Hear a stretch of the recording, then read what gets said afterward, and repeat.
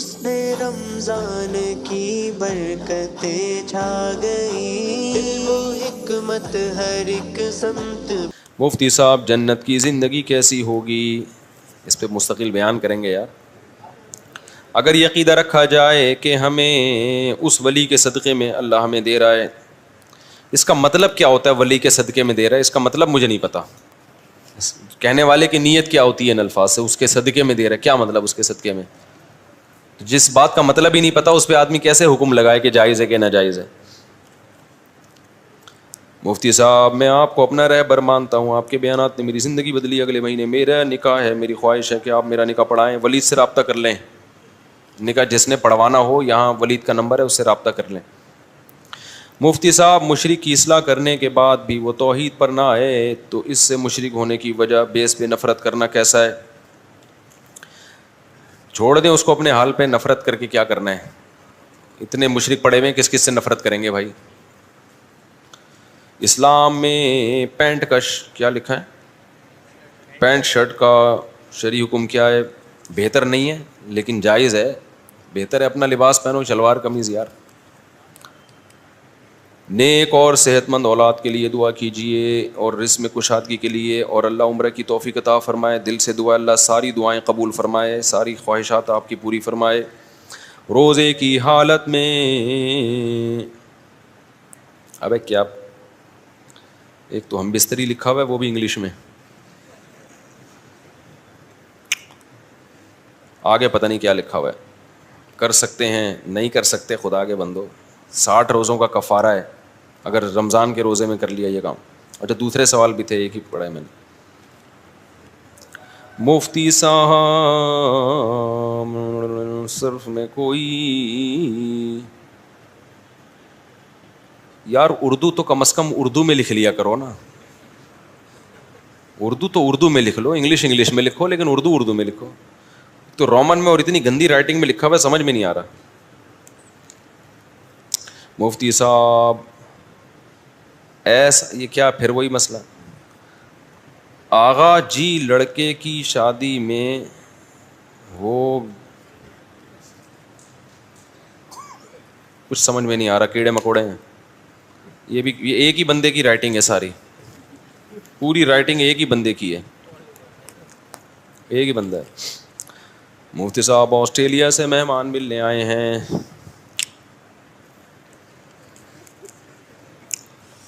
کہاں ہیں آسٹریلیا والے جو آئے ہیں؟ ہاں 5 منٹ کے لیے مل لیے گا ٹھیک ہے، پھر خود ہی تشریف لے جائیے گا۔ اگر میں کہوں بھی نا مزید بیٹھیں تو آپ نے کہنا ہے بس ہم جا رہے ہیں، ٹھیک ہے؟ تو 5 منٹ کے لیے میں بعض دفعہ کہہ دیتا ہوں بیٹھیں، وہ بیٹھ ہی جاتے ہیں پھر۔ تو اس کے بعد جو ہے نا دفتر میں بٹھا دیں ان کو، 5 منٹ کے لیے مل لیں گے۔ پہلی دفعہ میں جب کسی کو چائے کا پوچھا جائے نا فوراً نہ ہاں کر دیا کرے، بعض دفعہ آدمی ویسے ہی پوچھ رہا ہوتا ہے کہ ہاں چلو ٹھیک ہے۔ مفتی صاحب سوال یہ ہے کہ کیا زکوٰۃ اپنے کسی بہن یا بھائی کو دیں تو بنا بتائیں دینا جائز ہے؟ جی جائز ہے، ہدیے کے نام پہ دے دیں، دل میں زکوٰۃ کی نیت کر لیں۔ اور کیا زکوٰۃ 2 حصوں میں دینا جائز ہے؟ میرے اوپر جتنی زکوٰۃ بنتی ہے اتنے پیسے ابھی نہیں ہیں، 2 حصوں میں بھی دے سکتے ہیں، 3 حصوں میں بھی دے سکتے ہیں۔ دل سے دعا ہے اللہ تعالیٰ آپ کو صحت عطا فرمائے، یہ بھائی نے بیمار ہیں بیچارے۔ مفتی صاحب درس نظامی کے ساتھ کاروبار کرنا کیسا ہے، یعنی عالم بننے کے ساتھ؟ اب ہر ایک کے حالات مختلف ہوتے ہیں، تو بعض لوگوں کا توکل کا لیول بہت اونچا ہوتا ہے، وہ کہتے ہیں ہم نہیں کچھ کریں گے بس دین کی خدمت کریں گے، لیکن نارملی تو اپنا کماؤ یار۔ حضرت یہ روزہ ہے بھائی، رمضان ہے۔ حضرت بھول گئے بیچارے، میں تو غلطی سے پی لیتا۔ ماشاء اللہ ٹھیک ہے ٹھیک ہے، ٹائٹ ہو گیا، ٹینٹ ہو گیا، ٹینٹ بھنڈائی۔ دہلی بمبئی والے بولتے ہیں کیا بولتا ہے بھنڈائی، یہ آج کل چل رہا ہے وہاں بمبئی میں، کیا بولتا ہے بھنڈائی، بھنڈا بولتے ہیں، کیا بولتا ہے بھنڈائی۔ اچھا بھائی درس نظامی کے کاروبار کرنا ہے تو کر لو، لیکن پھر ادھر کا کاروبار ایسا کرو جس میں ٹائم نہ لگانا پڑے۔ میں بھی کرتا ہوں کاروبار لیکن آپ کو پتہ ہی نہیں ہوگا میں کرتا کب ہوں، انویسٹ کر دیے تو تو کچھ ایماندار لوگ مل گئے جو کہ پاکستان میں ملتے نہیں ہیں. لیکن میرے اوپر اللہ کا فضل ہو گیا کہ بہت کچھ تباہ ہونے کے بعد مجھے 2-4 ایماندار لوگ مل گئے, تو پھر میں ان پہ اعتماد کرتا ہوں, لگاتے رہو, خود ہی خریدتے رہو, بیچتے رہو. تو ایسے مارکیٹ میں مل جاتے ہیں بعض دفعہ, لیکن بہت کم ہے. آپ خدا کے لیے یہ تجربہ نہیں کرنا. ہمیں تو بڑے عرصے بعد ملے ہیں, اور پھر شہرت ہو جاتی ہے تو اور انسان کے تعلقات بڑھ جاتے ہیں نا, پھر اس میں ملنا آسان ہو جاتا ہے. لیکن اگر ایسے کاروبار کر لو کہ ٹائم نہ لگانا پڑے تو پھر کرنا چاہیے. علماء کو بھی کرنا چاہیے, ضروری ہے. اپنا کھائے, اپنا پیے, موج اچھی زندگی گزارے. چندوں پہ نہیں ہوتا انسان, اور ویسے بھی اپنی ذات کے لیے تو چندہ ویسے ہی حرام ہے نا, تو وہ تو ویسے ہی جائز نہیں ہے. ہماری جماعت آپ سے ملنا چاہتی ہے راول پنڈی سے. کہاں ہے بھائی؟ آپ لوگ بھی 5 منٹ کے لیے وہاں چلے جانا, خود ہی چلے جانا پھر. اچھا بھائی, بجلی کے بل کو ڈیو ڈیٹ پر ادا کر سکتے ہیں کیا؟ یہ سود نہیں, یہ سود ہے اور کیا ہے. لیکن اب یہ کہ جب ہو گیا وہ تو گورنمنٹ کو دینا پڑے گا آپ کو. بال اور ناخن وغیرہ کو دفنانا چاہیے یا دریا میں پھینک دیں؟ یعنی بال کاٹ کے, ناخن کاٹ کے دریائے سندھ جائے گا کراچی سے پھینکنے کے لیے. بھائی ادھر ہی پھینک دو یار, واش روم میں نہ پھینکو, کیونکہ انسانی اعضاء ہے, جسم سے نکلا ہوا ایک چیز ہے, تو اتنی اس کی توہین ٹھیک نہیں ہے. لیکن کچرے میں پھینک سکتے ہیں.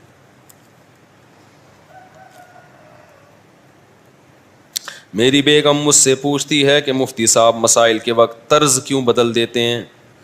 تھوڑا اسٹائل چینج ہو جاتا ہے نا, ہماری مرضی.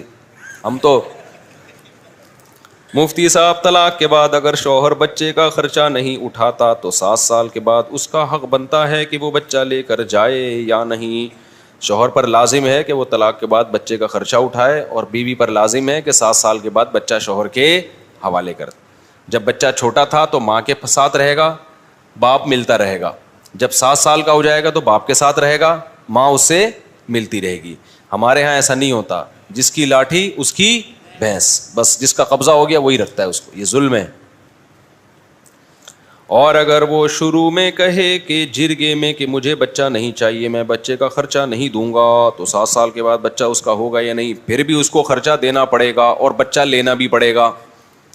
یہ آپشنل نہیں ہے کہ باپ بچے کو لینا چاہتا ہے کہ نہیں چاہتا. نہیں چاہتا تو بھی لینا پڑے گا اس کو. نہیں یہی بات سمجھ میں؟ آپ کے بچہ پیدا ہو گیا, آپ کہہ رہے ہیں میں نہیں چاہتا, تو ایکچولی میں آپ پال لو اس کو, یا اس کو عیدی سینٹر میں جمع کرا دو. ایسا نہیں ہوگا, آپ کے باپ کو بھی پالنا پڑے گا. تو اسی طرح جب 7 سال کا ہو جائے نا بچہ, تو باپ اگر کہتا ہے میں نہیں لوں گا, تو شریعت کہتی ہے آپ کو لینا پڑے گا, کیونکہ نہ لینے میں بچے کا نقصان ہے. سمجھتے ہو کہ نہیں سمجھتے؟ تو بچپن میں ماں کے ساتھ, کیونکہ اب بچے کی بھی تو رائٹ ہے نا کچھ اسلام میں. بچے کا حق یہ ہے کہ بچپن میں ماں کی گود ملے اس کو, اور جب وہ سمجھدار ہونے لگے تو باپ کا سایہ ملے اس کو, کیونکہ بچپن میں اس کو تربیت کی ضرورت نہیں ہے, اس کو ضرورت ہے ماں کی گود کی, خوراک کی. یہ کام ماں زیادہ اچھا کر سکتی ہے. اور جب بڑا ہو جاتا ہے 7 سال کا, اب اس کو تربیت کی ضرورت ہے, تو یہ کام ماں سے زیادہ اچھا کون کر سکتا ہے؟ باپ. وجہ اس کی یہ, خواتین کہیں گی بھائی وہ کیوں زیادہ اچھا کر سکتا ہے؟ اس کا روب ہے, ماں کا روب نہیں ہوتا. وہ آنکھیں دکھائے گا ڈر جائے گا بچہ. یہ جو ہے نا انگریز موٹیویٹ کرو بچوں کو, موٹیویٹ کرو, خالی موٹیویٹ نہیں ہوتا, آنکھیں بھی دکھانی پڑتی ہیں بچوں کو, روب بھی ہوتا ہے. تو باپ کا روب ہوتا ہے, اس کی آواز میں اللہ نے گرج رکھی, یوں کر کے آنکھیں دکھائے گا, انسان کا بچہ بن جائے گا. میں نہیں کہہ رہا بچوں کو مارا پیٹا کریں, لیکن آنکھیں تو دکھانی پڑتی ہیں نا. تو ہم نے دیکھا ہے کہ بچے بگڑ جاتے ہیں اگر باپ تربیت کی فکر نہ کرے, تو ماؤں کے حوالے کر دیتے ہیں. ماؤں کا روب نہیں ہوتا تو بچے باغی بن جاتے ہیں, باپ کا روب ہوتا ہے. تو جب بچہ تھوڑا سا بڑا ہو جائے تو اس کو ضرورت ہے باپ کی. تو اسلام کہتا ہے بچے کس کے حوالے کیے جائیں, اور باپ کو زبردستی لینا پڑے گا. اس کے پاس یہ آپشن نہیں ہے کہ مجھے نہیں چاہیے, تو خرچہ بھی دے گا اور لے گا بھی, یہ دونوں کام اس کے ذمہ ہیں. اگر اسٹیمپ پیپر پر یہ بات طے ہو جائے کہ بچہ کبھی بھی شوہر نہیں لے گا تو یہ کام جائز ہے یا نہیں؟ نہیں, یہ جائز نہیں ہے. اسٹیمپ پیپر سے بچے کا تھوڑی نقصان پہنچا سکتے ہو.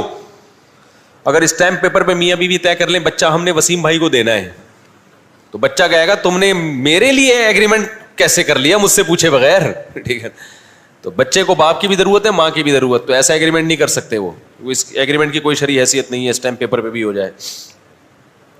طلاق کے بعد جو لڑکی کا سامان ہے کمرے میں وہ سارا سامان لڑکی کا شمار ہوگا، یا جو سامان شوہر کے نے شادی کے بعد خریدا ہو، وہ مثلاً بیٹری اور بیٹری کا پنکھا، شکر ہے کچھ تو خریدا اس نے، یہ شادی کے بعد انہوں نے خریدا ہے بیٹری اور بیٹری کا پنکھا، باقی سارا بیگم نے لی، وہ سامان طلاق کے بعد لڑکی کا ہے شوہر کا۔ جو لڑکی کو ابا کے گھر سے ملا وہ تو سارا لڑکی کا ہے، جو لڑکے نے بیوی کے لیے بنایا وہ سامان جو لیڈیز ہی استعمال کرتی ہیں، چوڑیاں ووڑیاں ہو گئیں، زیور ہو گیا، کپڑے ہو گئے، وہ بھی بیوی کا ہے، لیکن اس کے علاوہ جو سامان ہے بیٹری پنکھا یہ شوہر کی ملکیت میں ہوتی ہیں یہ چیزیں، تو یہ شوہر کی ملکیت میں، یہ بیگم اپنے ساتھ نہیں لے جا سکتی، ورنہ طلاقیں ہوں گی، کھلے ہوں گے، عورتیں پنکھے بھی اٹھا کے لے کے جا رہی ہوں گی، ایسا نہیں ہوتا بھائی، ایسا کرو گے تو کوئی بھی نہیں آئے گا۔ بیوی کو اس طرح کہنا کہ تجھے 3 طلاق، تو کیا اس سے طلاق ہوگی؟ اس سے بھی نہیں ہوگی تو پھر کس سے ہوگی میرے بھائی؟ اتنے صریح الفاظ سے بیوی کو کہہ رہے تمہیں 3 طلاق، تو کہہ رہے ہیں کہ اس سے ہوگی کہ نہیں ہوگی؟ کیوں نہیں ہوگی اس سے؟ اچھا میرے بھائی، حیات النبی کا عقیدہ بیان کریں۔ حیات النبی ہے کہ نبی صلی اللہ علیہ وسلم قبر میں برزخی حیات کے ساتھ زندہ ہیں، لیکن وہ عام مردوں جیسی حیات نہیں ہے، اس سے بہت زیادہ پاورفل ہے، لیکن ہے وہ برزخی حیات۔ مہند المفند میں جو لکھا ہے دنیاوی برزخی، تو وہ دنیاوی سے مراد ہے، دنیاوی کی سے تشبیہ دی گئی ہے کہ دنیاوی جیسی ہے، حقیقت میں دنیاوی نہیں ہے۔ جب کسی کو تشبیہ دی جاتی ہے نا، جیسے آپ نے کہہ دیا زید شیر جیسا ہے، تو مطلب ہے کہ شیر نہیں ہے، ورنہ جیسا تھوڑی لگایا جاتا۔ تو علماء دیوبند مانتے ہیں کہ نبی کو جو قبر میں حیات ملی ہے وہ دنیاوی حیات نہیں ہے، لیکن بعض چیزوں میں دنیاوی جیسی ہے۔ جیسی کیسے؟ جیسے ہم دنیا میں جب زندہ ہوتے ہیں تو ہماری باڈی خراب نہیں ہوتی، تو پیغمبروں کا جسد بھی قبر میں ہمیشہ محفوظ رہتا ہے۔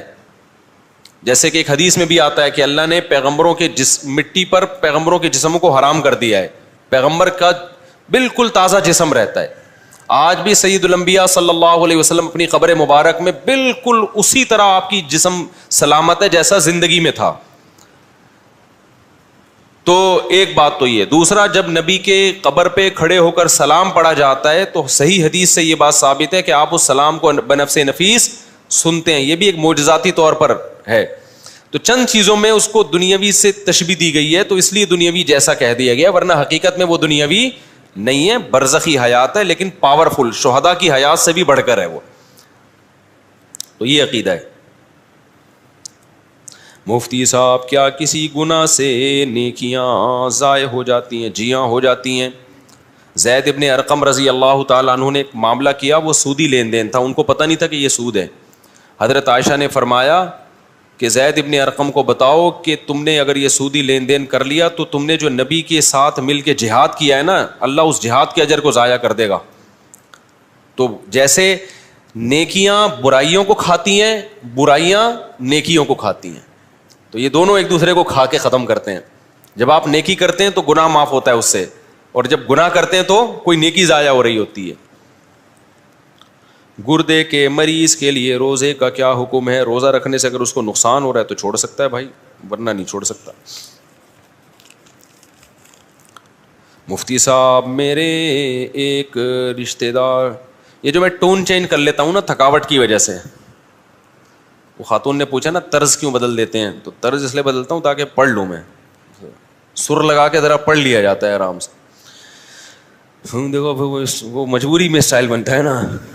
مفتی صاحب میرے ایک، اب میں ایسے خبر نامے کی طرح پڑھوں گا تو گلا بھی تھکے گا اور ٹینشن بھی ہوگی، وہی پھر آ رہا، زیادہ سر آ رہا ہے۔ مفتی صاحب میرے ایک، یہ کیا لکھا ہے یار پتہ نہیں، رشتہ دار کی بیٹی طلاق یافتہ ہے اور اس کے والد صاحب بھی نہیں ہیں، تو میں نے اپنے گھر میں کہا ہے کہ میں نکاح اس لڑکی سے کر دو میرا نکاح، تو اس بات پر میرے والد صاحب کہنے لگے کہ ہم نہیں کریں گے، ہمارا نام خراب ہوگا، ہماری بدنامی ہوگی، تو آپ بتا دیں میں کیا کروں؟